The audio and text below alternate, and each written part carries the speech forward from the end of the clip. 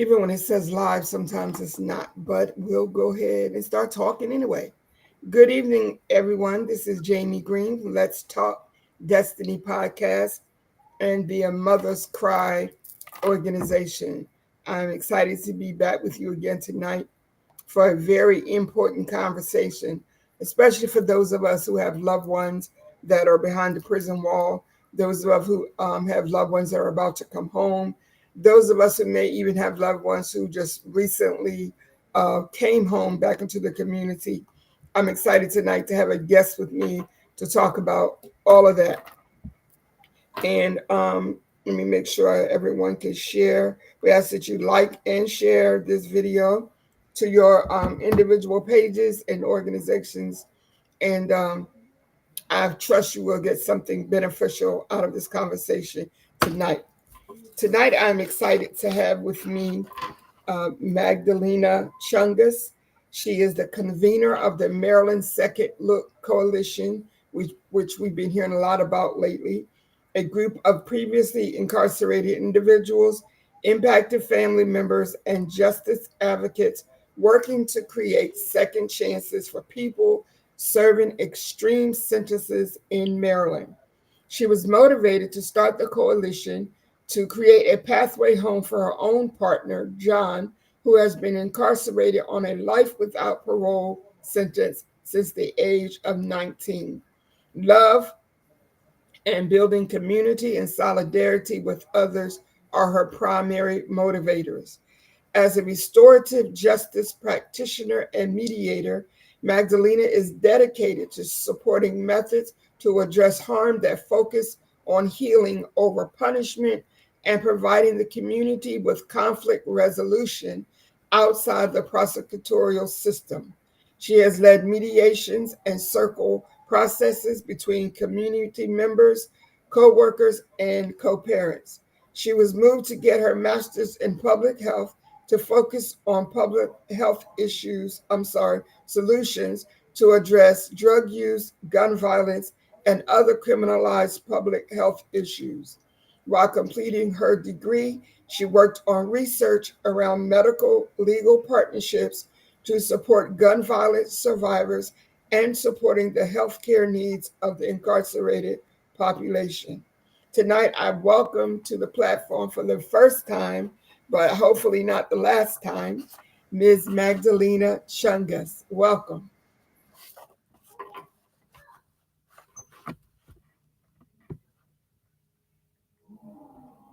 I think we're having some issues here. All right, can you hear me?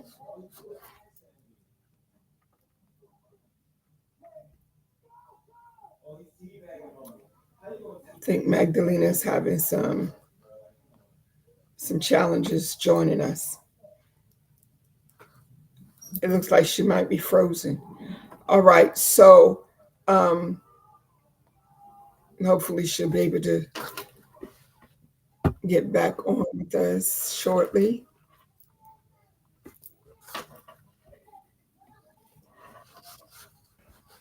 Hi, can you hear me? Magdalena? I can hear you now, but you froze a little bit a while ago. Did you hear the introduction? Yes, I heard my introduction. I just changed my Wi-Fi network, so hopefully that doesn't happen again.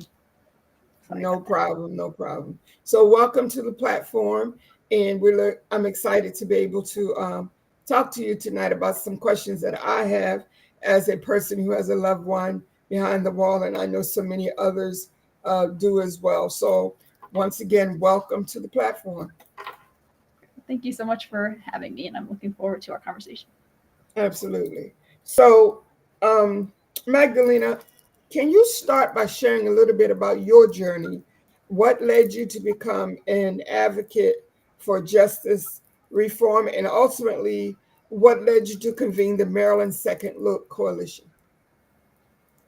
Yeah, I mean, I think, for a lot of us who have loved ones who are incarcerated, there's both the struggle of like how to support them in the day to day, which often can feel really powerless and hopeless. And then there's also the struggle of how to support them in the long term with trying to come home and have their rehabilitation recognized, particularly for those of us whose loved ones have extreme sentences. And so for me, um, particularly for John, who has life without parole, there is no mechanism for him currently to come home. And so, you know, meeting him in what that point was 11 years into his incarceration, and seeing who he was and recognizing the value in what he had to give, not just to me, but to the community. I know that there are a lot of people like him who were just waiting for an opportunity to get to show their rehabilitation to somebody when that mechanism doesn't exist. And so I started getting involved just watching like how second look legislation was moving through the legislature. A lot of guys on the inside just every year are tracking that because that would be one of the very few avenues for them to have that second look. And watching it a couple years and not seeing it move.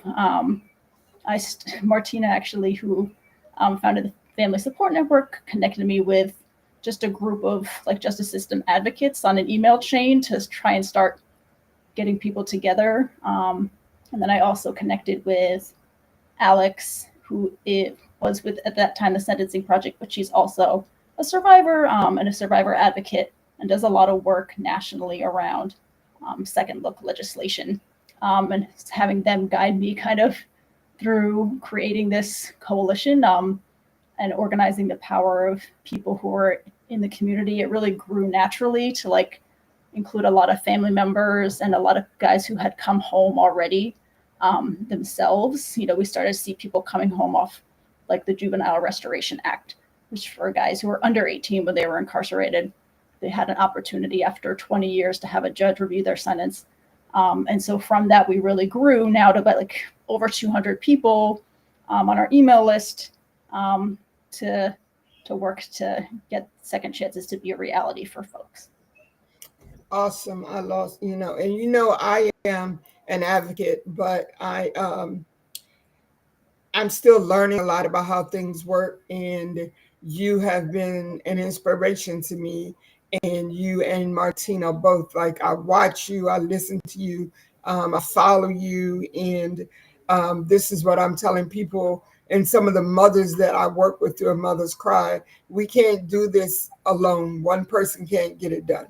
It takes community, it takes collaboration, and so this is what I've been blessed to be connected to you and the Family Support Network, and I'm learning so much from you. Now, I want to ask you, we know that Governor Moore just recently signed the Second Look Act into whatever the proper word is. I'm drawing a blank. I haven't had my coffee. Um, and what exactly does that mean? Like, when you say that we're giving people sentences a second look, what exactly does that involve? Who's qualified and who may not get a second look? So when we originally started as a coalition, we were working to get what we called Second Look for All, so that anybody who would have served 20 years or more having an opportunity to go in front of a judge for a modification hearing where they would show their rehabilitation over those decades of incarceration through their programming, through the education that they have, etc. And so, but through the legislative process, there's an ability for legislators, both in the House and the Senate, to amend a bill. And so during this session, the bill that ultimately ended up passing is a more limited version of that bill, and limits who would be eligible to have that modification hearing in front of a judge. So the bill that passed and was signed by the governor applies to people who were 18 to 24 at the time of their crime, excludes people who were sentenced to life without parole, excludes people who have a sex offense that would require registry on a sex offender registration, and excludes people where the victim in their crime was a first responder in the line of duty. So these were all amendments that were added in after the fact. And while that certainly includes a lot of deserving people who have been waiting for a long time, we also recognize that the whole intent of Second Look is that for someone who's done a minimum of 20 years, um, regardless of their offense, regardless of their sentence, they can have transformational change. And so Yeah. to limit on the front end before even looking at someone's rehabilitation, who gets that opportunity to show how they've changed, really goes against the intent of Second Look in the first place, because you draw these arbitrary lines, right? Where someone based on they're one day older than the 24-year-old, and they don't have that opportunity. Yeah. A lot of women are older when they commit crimes, and so are going to be excluded now. And for those with life without parole in Maryland, there's no specific guidelines for who gets sentenced to life without parole. For the most part, in a first-degree murder case, the prosecutor has the opportunity to decide if they want to ask for life with or life without parole. So it really depends a lot on the county that someone was sentenced in. The more conservative counties, Baltimore County has the most life without parole sentences of any county, for example. Um, and so, while we celebrate the ability to finally give some people a second look that they've waited for a long time, there's a lot more work to be done. Absolutely. And you said a word that is extremely important to me as a mother and an advocate, and that is rehabilitation. And I know some people get upset with me when I say this, but I believe that the current criminal legal system, I don't even like to use the word justice, but the current criminal legal system is not focused on rehabilitation as much as it is punishment. Because if you can take the time to review a person's institutional record and see that they have rehabilitated, and their whole outlook on life has changed, and what they're doing to help other people, and so forth and so on, and you can look at that and say, yes, um, we do consider you low risk, and you have all the other qualifications for being released back into the community, but we're going to keep you here anyway because of the mandatory minimum sentence in the state. I think that is ridiculous, and of course I've been very vocal about that to everybody that will listen, people in the grocery store, anybody that will listen, um, that if the whole purpose of this thing is rehabilitation, then why are we not releasing people that have shown they're rehabilitated, while at the same time we're talking about mass incarceration is a crisis in this state, yet we're not releasing as many people as we could or should, and we're still locking people up.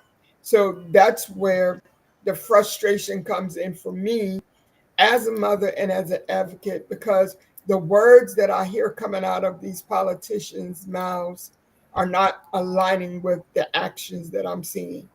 And so it's people like you and the work that you're doing that kind of keeps me balanced, that keeps me emotionally committed to the work that you're doing, because some days it's just like it's too much. Like it's like you feel like you're just beating your head against the wall and nobody's really listening.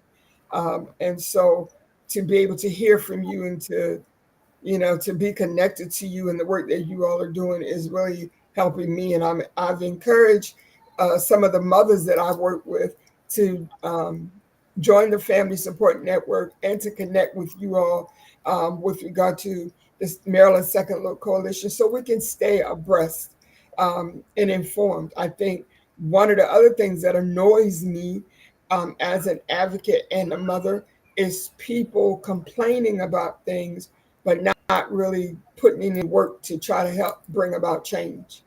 And So connecting with you would be one of the ways that we can be aware of what's going on and be involved. What are some of the ways that I know the answer to this question, but what are some of the ways that people can be involved in helping the Maryland Second Look Coalition move forward with your agenda? What are some things we can do? Yeah, and I think, you know, what you were saying kind of resonates with me, thinking about having a loved one who's incarcerated or even coming home from incarceration, like, can be a very isolating experience. And a lot of times, how the system functions is through like that powerlessness, is that people don't know who to turn to, even though they know the things that are going on are wrong, right? They know, they wish that they could advocate for their loved one, but don't know where to go. And I think even just having a community now in the Second Look Coalition of other people who have like loved ones serving life without parole, like, is something I didn't have before. Right. I'm so grateful for the folks that have joined in this work in community. So people can join our coalition. We have an email list. We meet every other week on Zoom. We table at community events just to spread the word about the importance of second chances. During the legislative session, obviously, we were in Annapolis and meeting with legislators. But I think, whatever people are comfortable doing and have the time to do, we can make space for. We share on our website stories of both people who are waiting for a second chance and people who have come home, family members such as yourself, highlighting their stories. Because I think really central to this work is those stories and the human faces. Because we can talk a lot about the numbers and the fact that Maryland incarcerates the highest percentage of Black people of any state. But I think what's really important and moves those in power is being able to see on the human level that who these people are, right, who have been sentenced oftentimes to die in prison, and the value that they have and the fact that they are somebody's family member and are so loved. And so those are some of the ways that folks can get involved. Yes, and I know during the legislative session, that we were involved in making phone calls, sending emails. You don't have to get out and protest with a sign. You don't have to. Maybe an individual like myself who's not able to just get in the car and drive to Annapolis, but I can do something from home. I can make phone calls. I can send emails. And so there's something that each of us can do that have loved ones behind the wall and those, that we're trying to get home as soon as possible. And so before we leave, I'm going to make sure that we have the website information for the Maryland Second Look. And I want you all to make sure that, those of you that have loved ones that are incarcerated, and even if you don't have a loved one that's incarcerated, let me back up. But some people they just care about humans, period. And they care about human rights and they care about prison reform. You don't have to have a loved one behind the wall to be informed and to be involved. So I also wanted to ask you, um, why is it so critical for those who are serving or who have served extreme sentences to be involved in advocacy? Um, I mean, I think, certainly, like, I'm very grateful for the folks who have come home after doing decades inside, who have joined the coalition work. And like, we also recognize it's also a really big ask for people because they're just trying to get on their feet and start their life again. And like, volunteering your time to do this work is really draining. To share your story, including the worst thing that you've ever done, like in public to legislators, for example, can be really difficult to do. Right. So, while I'm grateful and accept that, I also understand, like, for people who choose to come home and want to forget about their incarceration, Yeah. why they choose to do that too. But I think for those who do get involved, again, it's based off of that love and that community and responsibility that they feel to the people who they were family with for decades on the inside, that they haven't forgotten about just because they came home. And for those inside too, like they are the experts, right, on what transformational change looks like, what rehabilitation looks like, what Yes. support looks like for those who are incarcerated. And so that's why those voices need to be leading this process, because it's impacting their lives, right? We have been grateful too to be in contact with all of the lifers groups at all of the facilities through mailing letter campaigns over the past 2 sessions.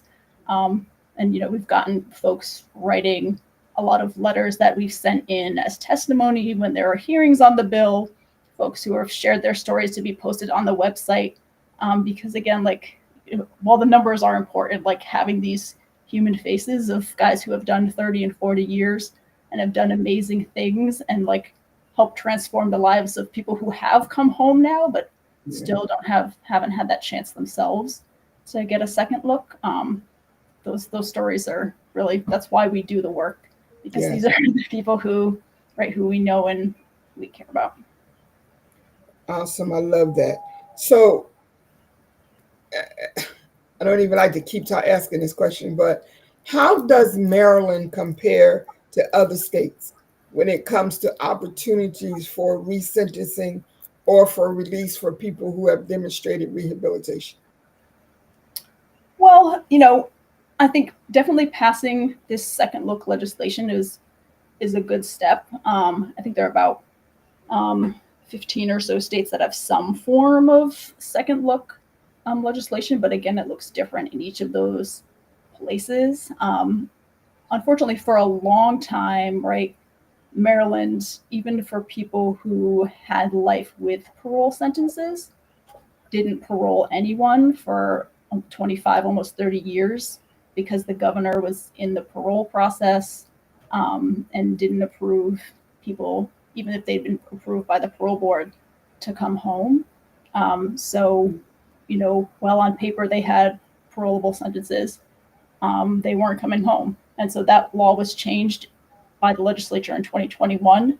That's also when the Juvenile Restoration Act had passed, which gave folks who were under 18 at the time of their offense a chance to have a second look at after 20 plus years.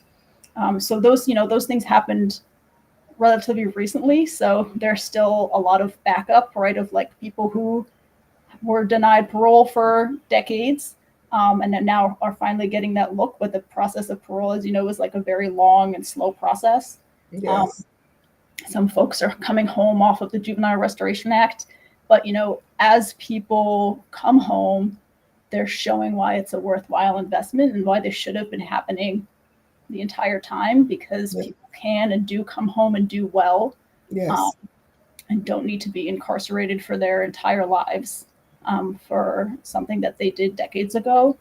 But I think, really important when we're talking about Maryland too is the fact that they, while maybe we think of ourselves, right, as a blue state right now, we have super majority of Democrats in the House and the Senate, and the governor is a Democrat, but Maryland has the most extreme sentences for young Black men, 18 to 25, right? And that includes life without parole sentences.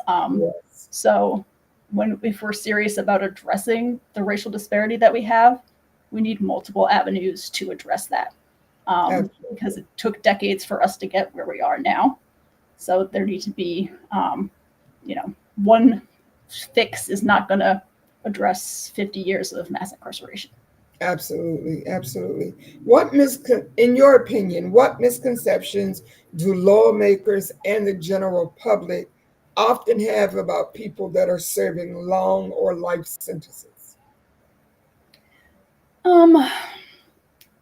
I think first is that, again, not seeing the humanity. They see that the person only for the crime that they committed, that they're the worst of the worst. And not seeing both the human aspect that everyone who's incarcerated is somebody's son, somebody's brother, somebody's wife, somebody's child. Yes. Um, and even knowing the worst thing that they did, right, there are still other qualities in them that make them loved. And I think that that's really difficult for a lot of people to think about. But also, right, I think that people don't need to be incarcerated their entire lives necessarily. Particularly, we're talking about people who commit a crime 20, 30, 40 years ago, and haven't had an avenue for review. I think, as we're having this conversation more and more, I think more people are, legislators are thinking about that and like thinking about that possibility. Yeah. But even with these exclusions that we saw in second look, like there are certain things that legislators have a difficulty understanding that someone should ever have an opportunity to even have their rehabilitation looked at, and we were always clear about second look legislation is it doesn't guarantee anyone would ever come home. It only Right. guarantees someone a hearing in front of a Yes. judge to Exactly. show their rehabilitation.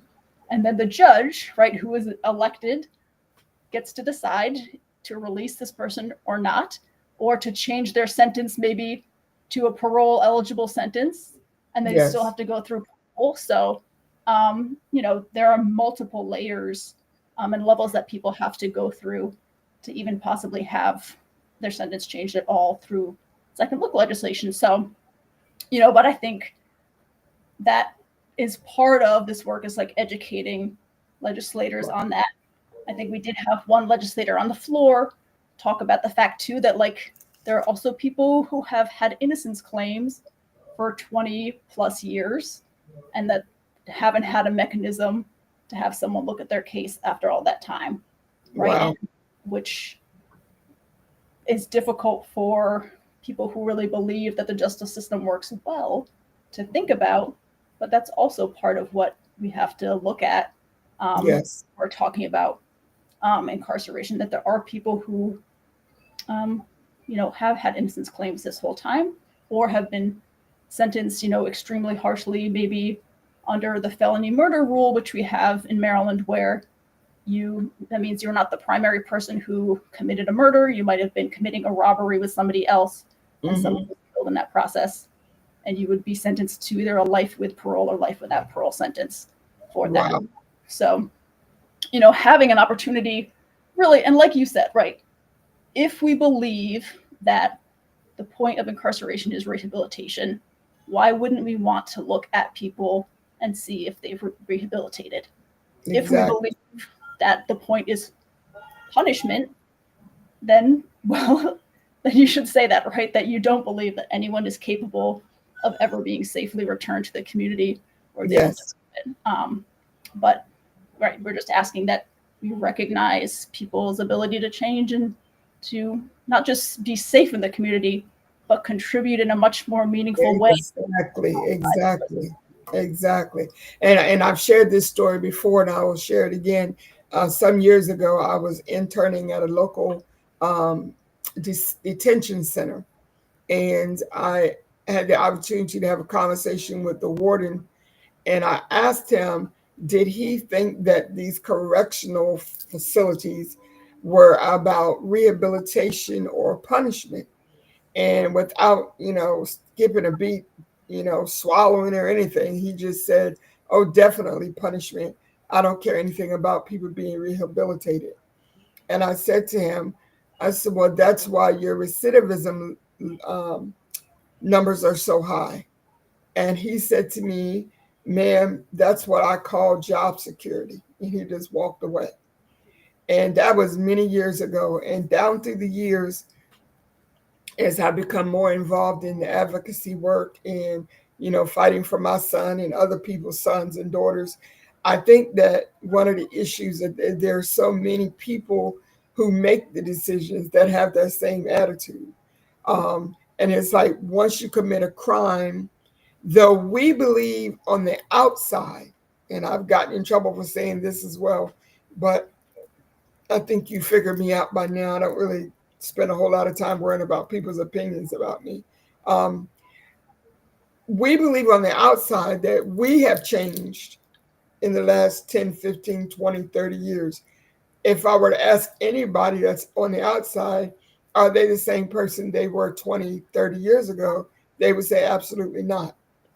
But we don't believe that the people behind the wall can change and be a better person simply because they're in a prison environment. But we know that there are people who have completely changed their lives around. They've become mentors for others. You know, some people write books. Some people, you know, there's so many things that positive things that are going on behind the wall. But too many people just like say once you throw them away, put them in, you know, they give them a number and they become property of the state. That's it. You know, they're no good anymore.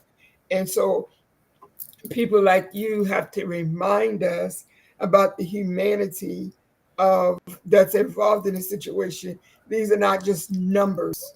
These are not just cases. You know, these are people's loved ones. And for every person that's in there, I believe there's somebody that loves them, no matter who, how horrible a person they may have seemed. There's somebody out here that thinks, you know, they're okay person. And I just think like once I've been there so long, because let's just be real about this, Magdalena. Keeping me locked in prison is not going to make me automatically be a better person. If anything, I'm learning skills and crimes, things that I didn't even know when I was out on the street as a young person. I've learned since I've been locked up. So keeping me locked up is really not the answer to the solution. So we have got to find some other ways for restorative justice, and I love that term because it's about redemption, right? It's about giving people a chance to prove that they have become a better person. Now I want to ask you this because I don't want to keep up too much of your time. Also, any of our listeners, if you have a question for Magdalena, please put it in the comment section. Hopefully, I'll be able to see it because y'all know sometimes I can't see. And then I will ask her your question. But I want to ask you this: how do you sustain hope, right, and keep your energy up in doing this work? Some days I just say, just forget it. Like I just feel like it's just pointless. How do you maintain your energy and your level of hope? Yeah. I mean, I think, first, I think just having a family who loves and supports me. Um, you know, my sister is definitely involved like in the coalition work and doesn't have to be and does that, I think, for me and for John. And I think just having that strong foundation of people who I know love me and support me and care about me as a person, that I can go to feel rejuvenated, has always been important. Um, I think too, like maybe like a righteous rage kind of drives me too, is like because Yeah, if I give up, right, then I am agreeing about all the things that John has been told, by people, that he is irredeemable or that his yeah, life doesn't have value, um, and that he never deserves to be free. And I think I reject those things, with every fiber of my being. So that keeps me going. And I think for him also, because if I lose hope, how can I expect and ask him to be hopeful? Because as difficult as it is for me, right, I'm doing this all from like the comfort of my own home, and he's doing it from a cage. yeah, Um, so those are the things that keeps me hopeful. I think every time I see somebody come home who was told that they would die in prison, like gives me hope, because it shows me that it is possible for people to live their life and contribute to, society in the free world again. But yes, I also, definitely have those moments, um, when I do feel hopeless, and I think that's okay too, and to take the time that I need and like take breaks and feel rejuvenated. And it's also Yes. important and recognize that it's okay to feel that way, because like, we're trying to create something that maybe has never existed before. But it takes us as a collective supporting each other to stand up against, right, a system that was built over hundreds of years. So I think, Absolutely. give Absolutely. ourselves a pat on the back for doing that, and in the face of, right, many systems and hundreds of years of oppression. So Absolutely. That is so true. Because I mean, some days I'm like, you know what, this is ridiculous. Just forget it. And then I was telling somebody the other day, I like get all worked up and all like, oh my God, I'm crying, I got a headache and all that. And then 10, 15 minutes later, I'm taking notes, writing down things, trying to figure out something else I can do, somebody else I can reach out to. Because when you're passionate about what you're doing, the passion doesn't die, even when you're exhausted. And it can be exhausting because we're not just carrying the weight of our own personal issues, we're carrying the weight of other people. And so I'm extremely proud to be connected to you and to see the work that you're doing because it definitely inspires me. So I'm going to have a couple more questions and then I'm going to let you go. I wanted to just take up a half hour of your time, but it's gone over a little bit more than that now. Um, how do you envision the future for John and for others like him? What does true justice and healing look like to you?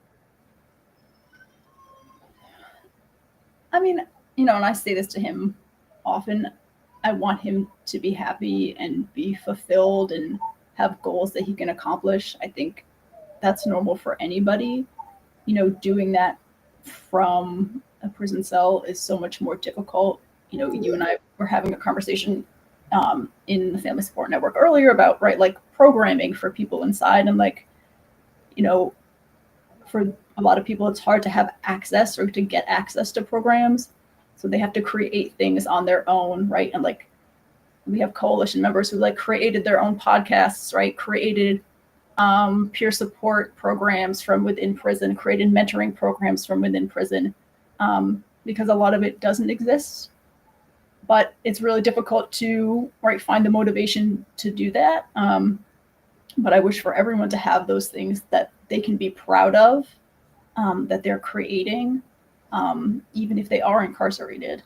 And, for healing, I think for a lot of people who have shared with me their stories, long before they were a perpetrator of violence, a lot of people were survivors themselves. And I Yes. think particularly for men or young boys, there's not space for them to be seen as survivors or victims, right? Young Black boys are seen from a very young age as like perpetrators only. And that, Exactly. and then going into prison at a young age, like you also have to create this identity of like very strong and masculine and tough, and you never want to be seen as someone who is a victim. But that doesn't allow for people to heal from their own trauma and their own pain that they've experienced a lot Yes. of times as children. So, you know, I wish for those who are incarcerated to have that healing too, because, and some of that has happened through like peer support work, but there's not a lot of access to like mental health therapy. Patuxent has that, but that's the only institution that has, right, a robust mental health treatment program, and even that is limited. Wow. Um, and so if we recognize, right, that people who are survivors deserve to heal and have support, that includes people who are incarcerated who are survivors. Yes, Um, ma'am. Yes, and ma'am. so for them, I know I want everyone who is a survivor to have that support and that healing, as well. And I was talking. It's interesting you would mention the peer support group because I've been having a conversation with my son about that. Because at one point he was doing a mentorship uh, program there at ECI, and then of course when they started doing all these excessive lockdowns, then you can't get out the cage but 1 hour a day, And some days, some weeks is 2 or 3 days straight. They don't get out. So you really can't move around and do anything. And it always, and the people have said to me, "Well, you don't work there, you don't understand." And like, no, I don't work there, and I have no desire to work there. Um, but what I because they're telling me about the staff shortage, but then I'm like, okay, well then they need to do the Department of Corrections need to fix that because the people behind bars should not be punished because you don't have enough staff that they can't take a shower for 3 or 4 days, or it's like they haven't can't remember the last time they had fresh air. Or I saw my son Sunday for Mother's Day, and we were laughing about, which was a blessing to be able to see him and to touch him. Um, but we were laughing about how he was saying he was going back to uh, wherever his cage is, that he was walking real slow because the weather was so nice outside, and he can't remember, just getting fresh air. You breathe differently when you're outside of those cages and so forth and so on. And as a mother, I smiled and I laughed, joked with him about seeing him doing the old man shuffle, stuff like that. But it broke my heart. It breaks my heart that these young men, old men, everybody are living in those situations where they're not getting sunshine and fresh air. Um, and so I just, I'm like you. I want to encourage those behind the wall to be as strong as you can be. Um, Even without the proper medical care, physically and mentally, just hold on to your personal inner strength as much as you can. And I know it's hard, like really hard, but I tell him to tell, and I speak to some of the other young men there, remind them that there are people out here that are fighting for you. There are people that are advocating for you. I know it may not feel like it, but there are people out here that genuinely care about you and what you're going through.